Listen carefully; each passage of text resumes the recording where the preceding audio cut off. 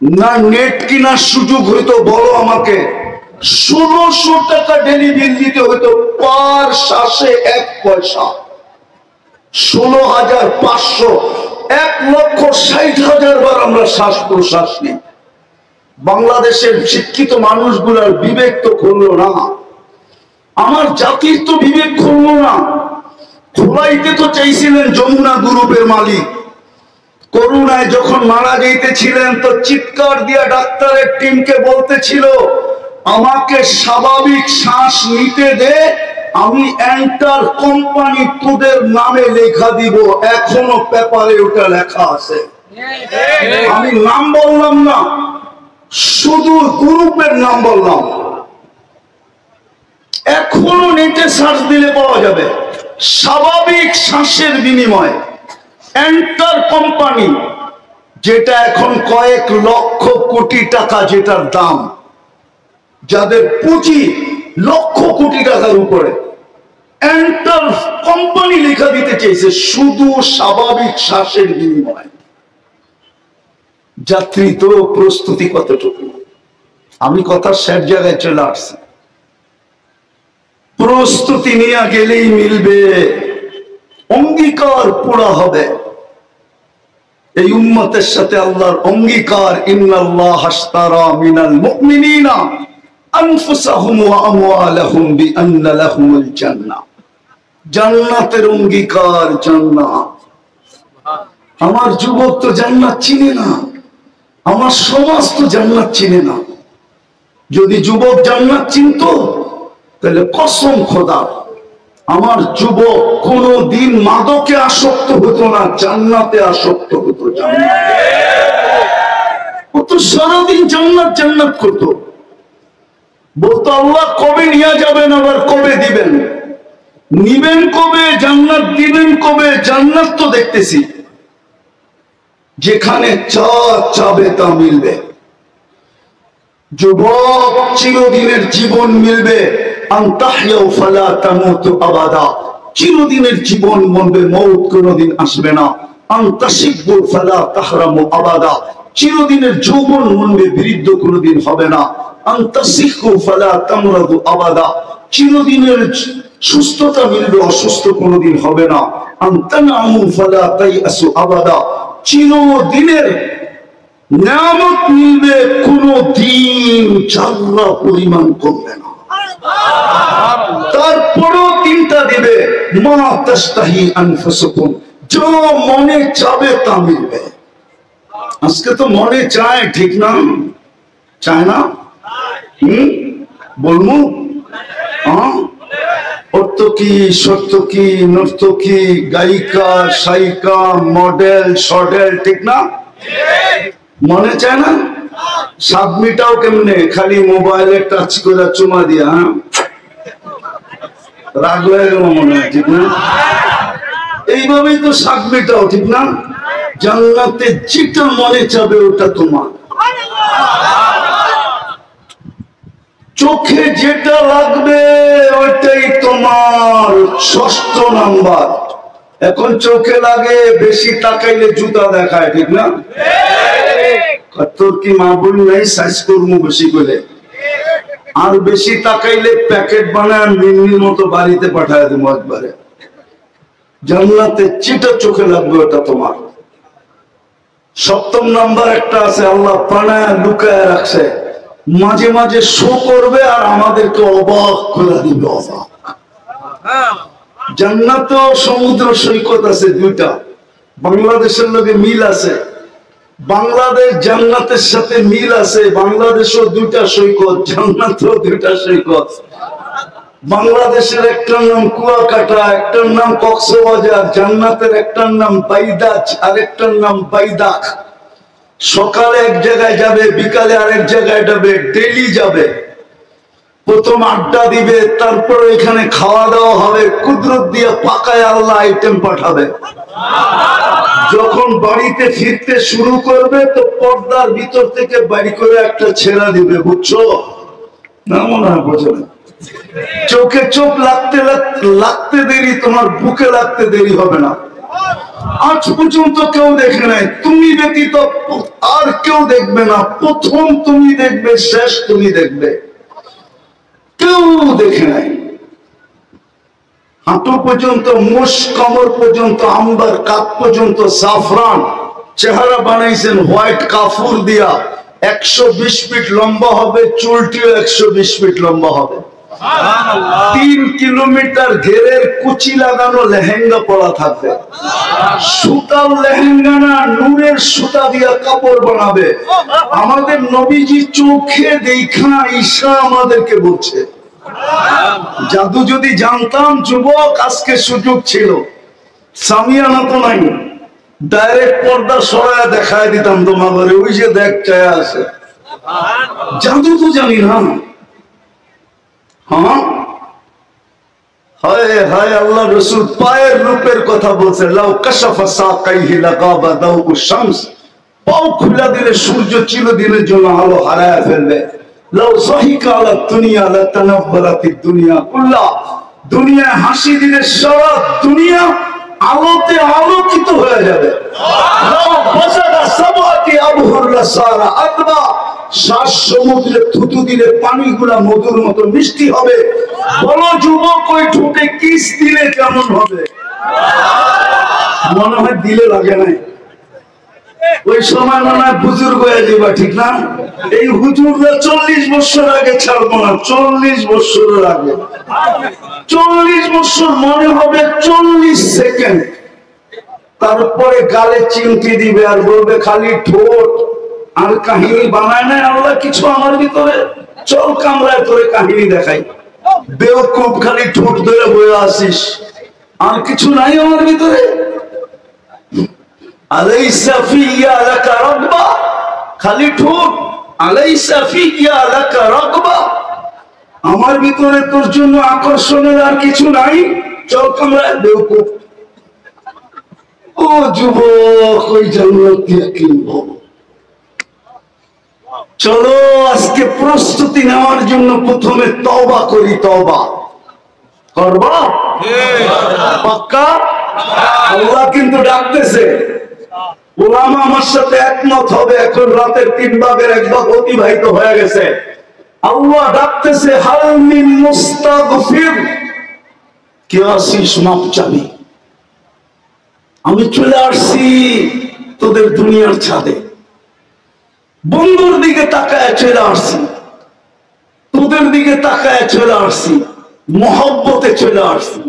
মেলা আল্লাহ, সামান্য পদওয়ালা মানুষকে দুনিয়াতে দেখি, সামান্য পদবিওয়ালা, সামান্য একটু পদওয়ালা ধরা ছোঁয়ার বাইরে চলে যায়। এমন বাপ নিয়ে রাস্তায় চলে, মনে হয় জমিনই পা দিতে চায় না। মালাকুল মউত মনে হয় ওনারে দেখলে ভয় পায়। আর আল্লাহ 99 পদের মালিক শুধু আল্লাহ, যিনি আল্লাহ, যিনি রহমান, যিনি রহিম, যিনি মালিক, যিনি কুদ্দুস, যিনি সালাম, যিনি মুমিন, যিনি মুহাইমিন, যিনি আজিজ, যিনি জব্বার, যিনি মুতাকাব্বিরুল খালিকুল বারিউল মুসাব্বিরুল গফফারুল কাহ্হারুল ওয়াহ্হাবুর রাজ্জাকুল ফাত্তাহুল আলিমুল কাবিদুল বাসিতুল খাফিদুল রাফিউল মুকিসুল মুদিল্লুস সামিউল বাসীরুল হাকামুল আদলুল লতীফুল খবীরুল হালিমুল আযীমুল গফুরুশ শাকুরুল আলিয়ুল কবীরুল হাফিজুল মুকিতুল হাসিবুল জলিলুল করিমুল রাকিবুল মুজিবুল ওয়াসি আল হাকিমুল ওয়াদুদুল মজিদুল বাঈতুশ শাহীদুল হকুল ওয়াকিলুল কবিয়্যুল মতিনুল ওয়ালিয়ুল হামিদুল الموصي المبدي المعيد المحيي المميت الحي القيوم الواجد الماجد الواحد الاحد الصمد القادر المقتدر المقدم المؤخر الاول والاخر الظاهر والباطن الوالي المتوالي البر التواب المنتقم العفو الرؤوف مالك الملك ذا الجلال والاكرام المقسط والجامع والغني والمغني المانع الضار النافع النور الهادي البديع والباقي الوارث الرشيد الصبور জল্লে চালালু, যিনি 99 পদের মালিক। ওই আল্লাহ চলে আসছে, ওই আল্লাহ ডাকতেছে। রাজি তওবা করতে? রাজি? কে কে রাজি দেখি? করলাম, পাক্কা আল্লাহ কবুল করো। যদি মনের থেকে পেরা থাকি আজকে এই মজমার গুনাহ মাফ, এই মজমার সাথে মিলাদ দূরে দিলেও যদি কেউ তওবা করে থাকে ওরও গুনাহ মাফ। হায় হায় ওলামা আছে, এই জন্য একটা হাদিস শোনায় দিই। এই উম্মতকে আল্লাহ এত ভালোবাসেন, এই উম্মতে তো গুনাহ মাফও চাইতে হয় না। হাদিস বলে ফালাম্মা তায়াক্কানতা বিল বাওয়ার ওয়া যানানতা আন্নাকা মিন আহলিন নার মানাহতা ইলাইকা রিদওয়ানি ওয়াল্লাইতু ইলাইকা গুফরানি ওয়া কুলতু লাকা লা তাহজান غفرت لك الذنوب والأوسان ولأجلك سميت نفسي العزيز الغفار। আল্লাহ বলে উম্মতে মুহাম্মদী যখন ভাবে যে আমি বুঝি দুযোগী হয়ে গেলাম, ওই ভাবনা আমাকে জায়গায় থাকতে দেয় না।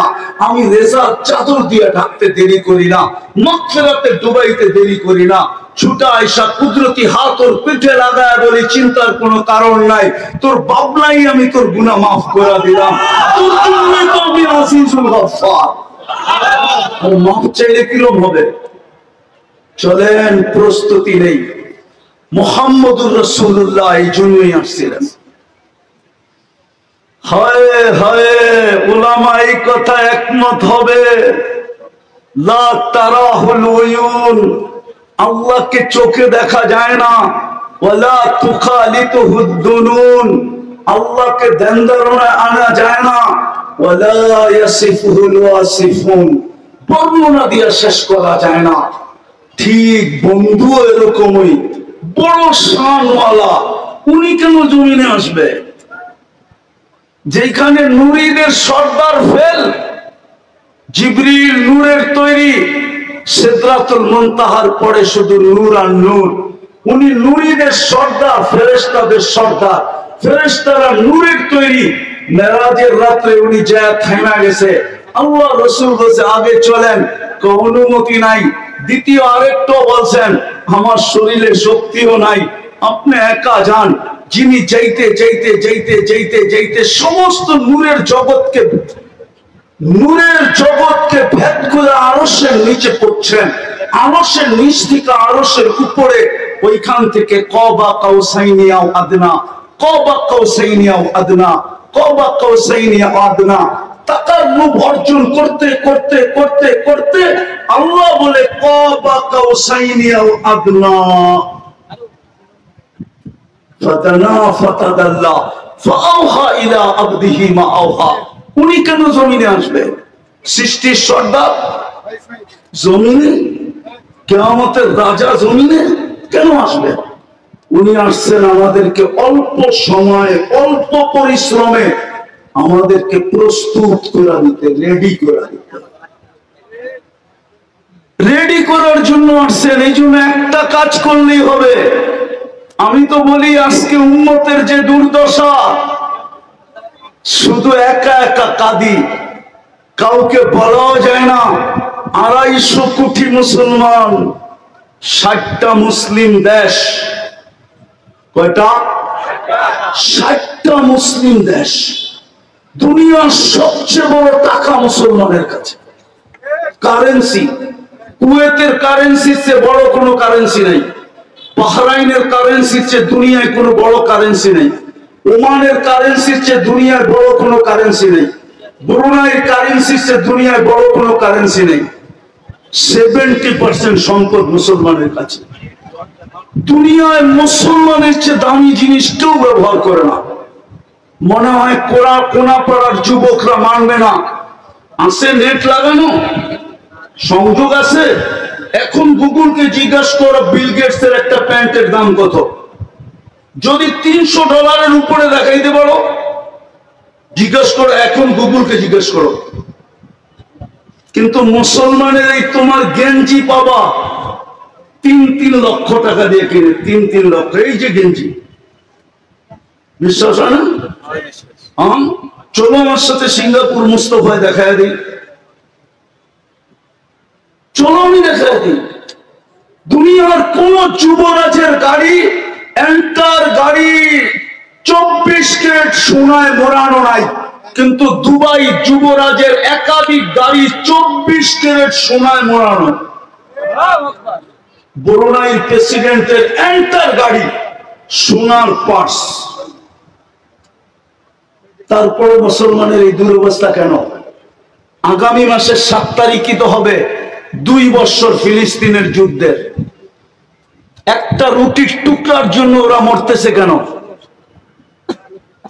আল্লাহ মনে হয় আমাদের দিকে তার রহমতের দৃষ্টি দিতেছেন না। আর দিবে তো দিবে কি করে? বন্ধুকে তো পাঠাইছিলেন প্রস্তুতির জন্য, বড় কম সময় দিয়া, কম পরিশ্রম দিয়া। চলেন একটাই নিয়ত করি, একটাই যদি করতে পারতো এই মুসলমান 100%, তাইলে একটাই যথেষ্ট ছিল। আজকে আল্লাহ ডেলি 5 বার ডাকে, শতকরা 90% মানুষ নামাজ পড়ে না। এই মজমায় আছে বেশিরভাগই হবে এসাও পড়ে নাই। কে ডাকে? আল্লাহ। হ্যাঁ, আল্লাহ। সারাদিন বকরি কাটটা আল্লাহ। হায়াত কার কাছে? আল্লাহর কাছে। মওত কার কাছে? আল্লাহর কাছে। সুস্থতা কার কাছে? আল্লাহর কাছে। অসুস্থতা কার কাছে? আল্লাহর কাছে। এন্টার বডি কে কন্ট্রোল করে? আল্লাহ। প্রযুক্তির দিকে তাকাইলে তো এটার ভিতরে চলার কিচ্ছু নেই। আমাকে বিজ্ঞান বুঝাইতে পারবে না যে এটার ভিতরে প্রযুক্তি দিয়া কেমনে এটা চলে। চোখে তো দেখার মতো উপাদান নাই, দেখে কি করা? কানে তো শোনার মতো উপাদান নাই, এটা বিজ্ঞানী বলে, তো কান শোনে কি করা? মুখে তো বলার মতো কোনো উপাদান নাই, তাহলে মুখ বলে কি করা? হার্ট চলে বাল্ব দিয়া, বাল্ব চলে কি দিয়া? বিজ্ঞানের কাছে এটার কোনো জবাব নাই। চ্যালেঞ্জ, WHO কে জিজ্ঞেস করো যে হার্ট চলে বাল্ব দিয়া, বাল্ব কি দিয়া চলে? তো WHO বলবে নো অ্যান্সার।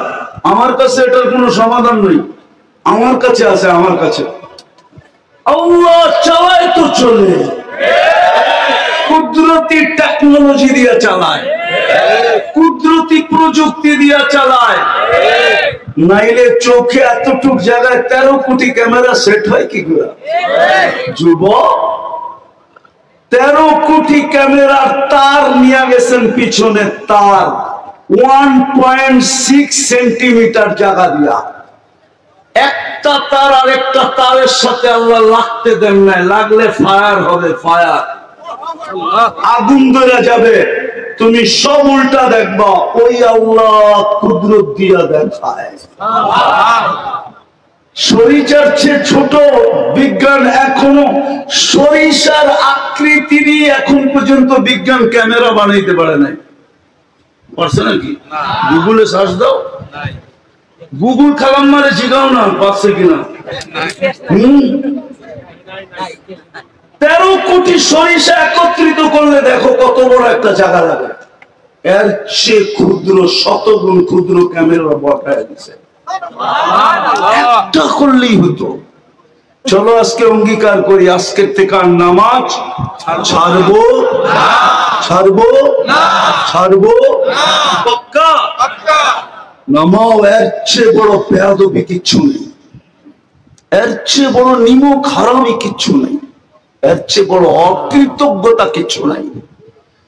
যদি হইতো তাহলে পিরানে পীর এই কথা কোনোদিন লেখতেন না। আব্দুল কাদের জিলানী রহমতুল্লাহ আলাইহি লেখছে, আমি লিখি না। আমার বিরুদ্ধে লেখা লাভ নাই, আমি লিখি নাই, পিরানে পীর লেখছে আব্দুল কাদের জিলানী। কোথায় লেখছে ওনার কিতাব পড়লে পাওয়া যাবে, আমি নাম বলবো না কিতাবের। এত সহজ। স্টেজে বলে নাম লয়ে যাবেন, আমি সারা দুনিয়া ঘুরা বের করছি। না না না না, নাম তো বলে দিলাম, কে লেখছে এটা তো বলে দিলাম। আব্দুল কাদের জিলানী রহমতুল্লাহ আলাইহি লেখছেন, পিরানে পীর শুকর নাকি সকালবেলা উঠা বলে, আল্লাহ আমি এখন তাকাবো কিন্তু আমার দৃষ্টিটা যেন বেনমাজির উপরে না পড়ে।